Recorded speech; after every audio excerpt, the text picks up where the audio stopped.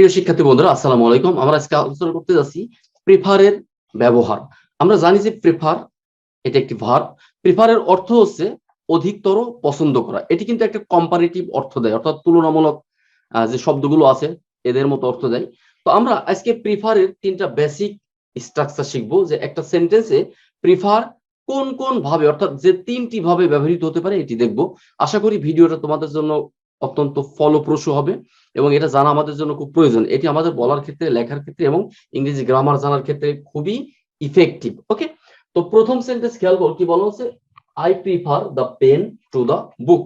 আমি বইটার চাইতে কলমটা বেশি পছন্দ করি। অর্থাৎ আমরা যেটি বেশি পছন্দ করব সেটি অবশ্যই কিন্তু পূর্বে ব্যবহার করব, এবং যেটি কম পছন্দ করব সেটি পরে ব্যবহার করব। আমি আবার বলছি, যেটি বেশি পছন্দ করব সেটিকে আগে ব্যবহার করব, এবং যেটি কম পছন্দ করব সেটি পরে। যেমন এখানে বলা হচ্ছে কি, I prefer the pen to the book. আমি বইটার চাইতে কলমটা বেশি পছন্দ করি। তো এখানে এই পেন এটি কিন্তু একটা নাউন, আবার এখানে দা বুক এটি হচ্ছে একটি নাউন। আমরা কিন্তু মাঝখানে টু ব্যবহার করেছি। তো খেয়াল করো, আমরা সাধারণত অনেকেই এই ভুলটা করি, আমরা এখানে টু ব্যবহার না করে অনেকেই ফ্রম ব্যবহার করি, কারণ এখানে থেকে বা সে অর্থ আসছে। তো থেকে বা সে আসার ক্ষেত্রে আমরা অনেক সময় ফ্রম, দেন এগুলো ব্যবহার করি, কিন্তু এক্ষেত্রে প্রিফারের ক্ষেত্রে আমরা কি ব্যবহার করব? টু ব্যবহার করব। তাহলে কি হচ্ছে, যে I prefer the pen to the book. অর্থাৎ আমরা এখানে অর্থটা কি হচ্ছে, আমি বইটার চাইতে কলমটা বেশি পছন্দ করি। তাহলে আমরা এখানে কি খেয়াল করবো, এখানে আমরা টু ব্যবহার করব। আচ্ছা, দ্বিতীয় সেন্টেন্স বলা আছে I prefer reading to writing. এখানে খেয়াল করো, এই রিডিং এটি কিন্তু একটা জিরান্ড, অথবা এটাকে আমরা বলতে পারি নাউন।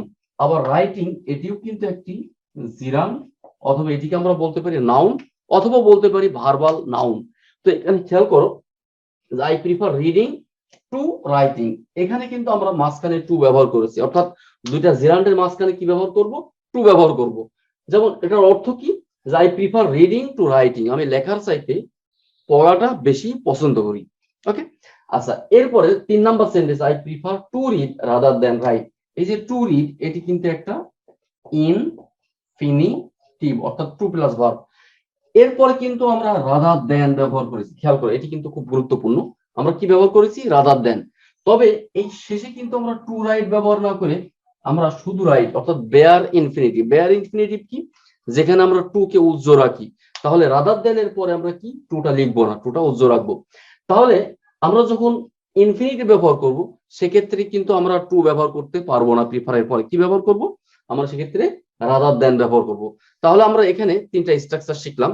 প্রথমটা হচ্ছে যে দুইটা নাউনের মাঝখানে টু বসবে, দুইটা জিরান্ডের মাঝখানে টু বসবে, কিন্তু দুইটা ইনফিনিটিভের মাঝখানে অবশ্যই রাদার দেন বসবে। ওকে, তো আশা করি ভিডিওটা তোমাদের ভালো লেগেছে। পরবর্তী ভিডিও দেখার আমন্ত্রণ জানিয়ে আজকের মতো এখানে বিদায় নিচ্ছি। সবাই ভালো থাকো, সুস্থ থাকো। আসসালামু আলাইকুম ওয়া রাহমাতুল্লাহ।